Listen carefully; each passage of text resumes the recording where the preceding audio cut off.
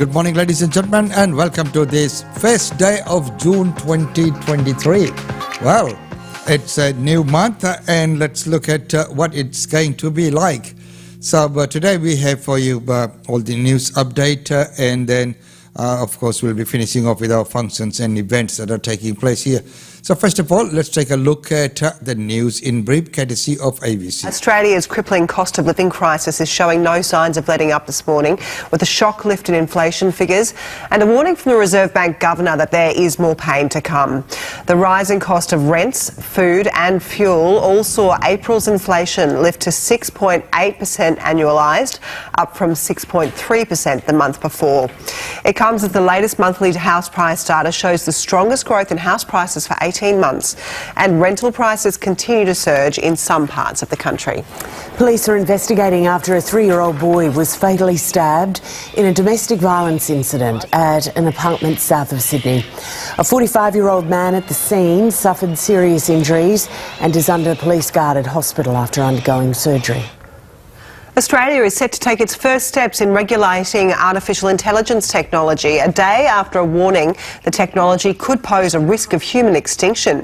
The federal government has released documents consolidating advice from the National Science and Technology Council about the risks of AI tools and how to better regulate it.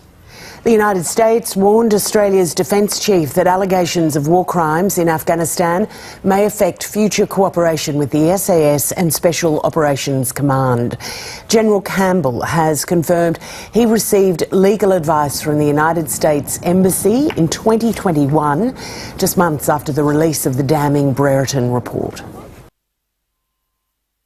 So there you are, ladies and gentlemen, up to date on Australian Indian Radio.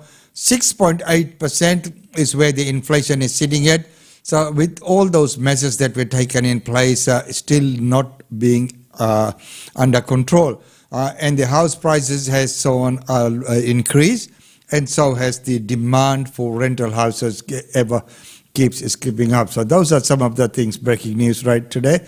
While talking about the budget and the house prices, let's hear from our Treasurer. Treasurer, welcome to 7:30. Thanks very much, Sarah. Now, do you agree with Reserve Bank Governor Philip Lowe today that we should all be moving in together to solve the rental affordability crisis? Well, look, I thought the point that Governor Lowe was making today was that we need more housing supply in our economy. I think that's self-evident. We've got very low vacancy rates. Rents are rising faster than we want them to, and so we need to build more homes, and that's really a central feature, not just of the budget, but of the Albanese government's broader economic plan, is to build more homes so that people can find good, affordable places to live near where the jobs and opportunities are being created in our economy. Now, it's true that the rental squeeze has got worse. New figures today show that rents have increased year on year by 6.1%. Now, for people who are struggling, that's going to eat up most of the rental assistance that you made available at the budget. Do those people just have to accept that they're going to keep going backwards? Oh, I don't think so. And I mean, the fact that rents are rising faster than we'd like is really a key motivation for the biggest increase in Commonwealth rent assistance in 3 decades, which was in the budget. You know, we need to act on 2 fronts, and we are. We need to build more homes, and we've got a range of policies to that end, but we also need to take some of the edge off these rising rents as well, and we're doing that when it comes to Commonwealth rent assistance. We've got rising rents because we don't have enough homes, not because Commonwealth rent assistance is too generous. But at the same time, I think the rental assistance in the budget offered up to $31 a week. Someone paying $400 a week rent will have seen their rents go up by $24 or so a week. That is essentially, it might not eat up the whole amount, but it does mean they're going to be going backwards, doesn't it? Well, it means we're helping where we can. You know, we are trying to provide support where we can to take some of the sting out of these high and rising rents. I think it is self-evident in lots of ways that the cost of living pressures are coming from high rents, they're coming from out-of-pocket health costs, and they're coming from energy costs, and that's why those are the 3 big priorities for the $14.6 billion cost of living relief plan that we put in the budget, and which we designed in a way to take some of the edge off these cost of living pressures without adding to inflation, something that the Reserve Bank Governor said today is expected to work. He said today that the budget is not adding to inflation. If anything, it's taking the pressure off inflation, and I think that was the key point that he made in his testimony earlier on. Now, at the same time, inflation is higher than forecast. It must nonetheless be a blow to you in your attempts to relieve the pressure on households. Oh, we've made it clear for some time, Sarah, that inflation is persistent in our economy. It peaked around Christmas time and it is moderating, but it will be higher than we'd like for longer than we'd like. We did get a number today in the sixes for monthly inflation. That's lower than the 8.4% we saw in the year to December, so it's moderating. But the monthly figure jumps around a bit. Today's number was largely explained by the changes in the timing of the fuel excise relief and a couple of other issues. But inflation is still the major concern that we have about our domestic economy and indeed around the world. That's why it's the primary focus of the budget and our broader economic plan. Now, on top of all of this, electricity prices are due to rise up to 25% in some places. How much extra pressure is that going to put on inflation? Well, I think it's important to recognise that the steps that we've taken in the energy market are taking some of the edge off these price increases. If you think about the budget forecasts for electricity prices next year, we were anticipating a 36% increase. Now we're expecting a 10% increase, and that shows the impact of our policies. And once again, the Reserve Bank Governor today and on other occasions has pointed to our energy relief plan as one of the big reasons why we are taking some of the edge off these inflationary pressures. As I said before, energy, rent, out-of-pocket health costs are a big part of the story here, and that's why we've acted in a methodical way, a responsible way, a carefully calibrated way to try and take some of the edge off those kinds of cost of living pressures that people are feeling right around the country. Let's move on. So there you go, explained by the Treasurer himself as to what and why and how we are in this situation. And as I said, the inflation is higher than expected and has remained there for longer than expected, but it's nowhere near the 8% that he was talking about. That is now sitting at about 6.8. So now the next up, we're looking at migrating the risk of extinction from AI. This new technology that's taking on, you like it or not, is going to be there. Professor Russell, welcome to 7:30. Thank you. It's nice to be with you. Now, you signed the statement about the societal risks posed by AI. Can you describe a realistic scenario in which the world or humanity is destroyed by AI? So it's a little bit like asking the dodos how it was that humans were going to make them extinct. But we can examine some pretty simple scenarios, even with systems that can just engage in conversation with us, which ChatGPT and other systems can already do. So, for example, they might conspire to convince us gradually that we should pay less and less attention to climate change, for example. And we might not realize, so that's the scary thing. We might go to our doom not realizing that we're doing it because the AI systems are making it happen. When you put it like that, I think that as humans we still have our intellects and our agency and critical thinking.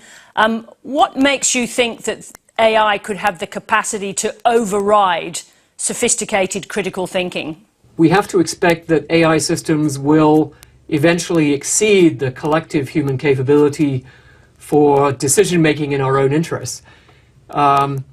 And just as they already exceed the human capability to play chess and move chess pieces successfully, and it's no good saying, well, we could just play better chess. We can't play better chess than what we're able to do. And if the machines are able to exceed those capabilities, then we lose the game.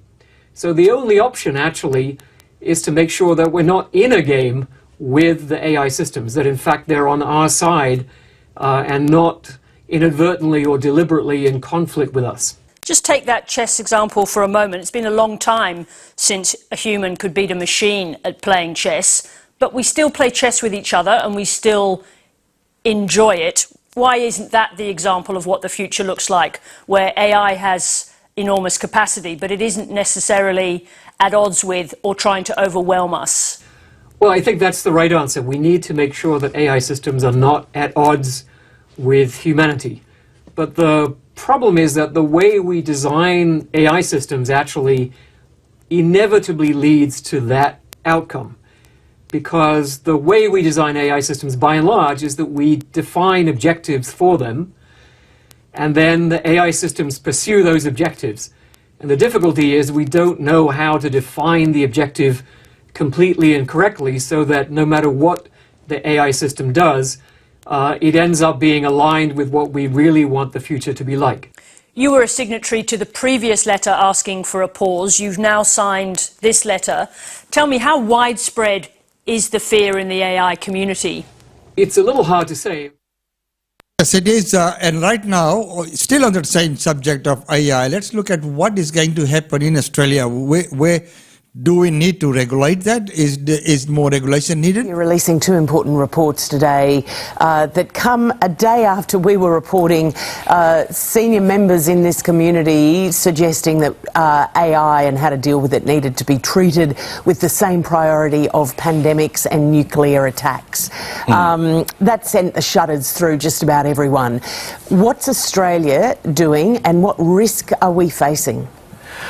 Certainly people appreciate AI is around them, they use it in ways that they do know or in other instances don't, and I think there's clearly in the community a concern about whether or not the technology's getting ahead of itself. Governments have got a clear role to play in recognising the risk and responding to it, putting the curbs in place. We already have about probably a dozen different laws, Lisa, that take into account the impact of AI and being able to respond to it in a legal sense. But given the developments over the last, in particular, 6 months, we want to make sure that our legal and regulatory framework is fit for purpose, and that's why we're asking people, either experts or the community, to be involved in this process, in the discussion process with the papers that we put out, to let us know what their expectations are and what they want to see. Well, you've got the AI ethics framework, but it's voluntary. We've seen with other areas that self-regulation doesn't work, and this would appear to be an area where that definitely wouldn't work. How tough are you prepared to get to make Australians feel more at ease with these advances? I think we will make sure that once we go through the consultation that we've got regulations that give people that confidence and assurance that the laws are fit for purpose. And we set out in the discussion paper a really broad sort of field to work with. I agree, I don't think self-regulation in this case is what people will necessarily be comfortable with. We obviously want firms to think about these things, firms that are developing and using AI, to think about these things early on. But I think where we're at the moment, and there are people in the sort of realm of technology saying we expect that regulation will be better, or there'll be people, other sectors, banking and others, that have said we will benefit from stronger regulation in this space, and that's what we're responding to, and we want to get ahead of these things. Instead of having the laws lag technology, we're responding relatively quickly to recent developments. Yeah, and there could be lots of positives. Could be positives with Absolutely. medical imaging and building safety, and you name it. There's so many. This is one of those issues, though, when we hear that the Chinese and Indian tech companies are also, full steam ahead. Do we need global consensus on this for us to at least be putting in laws and regulations that we know can make a difference? So just before I get to the global response, can I just pick up on something you just said then? You're absolutely right. There's a lot of good that comes out of this technology, particularly in the medical arena, where it may be incredibly useful in finding, and we use this through the course of the pandemic on vaccine development, and there'll be other medical breakthroughs that can be used. So we need to have the framework right, that people are confident about the way the technology has been used, that it's working in favour or for the benefit of communities. Really important. And working internationally will also be crucial. But bear in mind, and again our discussion paper sets out the type of regulatory responses you're seeing in different countries. There are some differences about the way to manage it, and where we can work together we should, but I think the Australian public has an expectation that their government will, one, recognise those risks and respond, and that's absolutely what the Albanese government wants to do. Yeah, so just finally, you are considering banning some of the more high-risk elements of AI?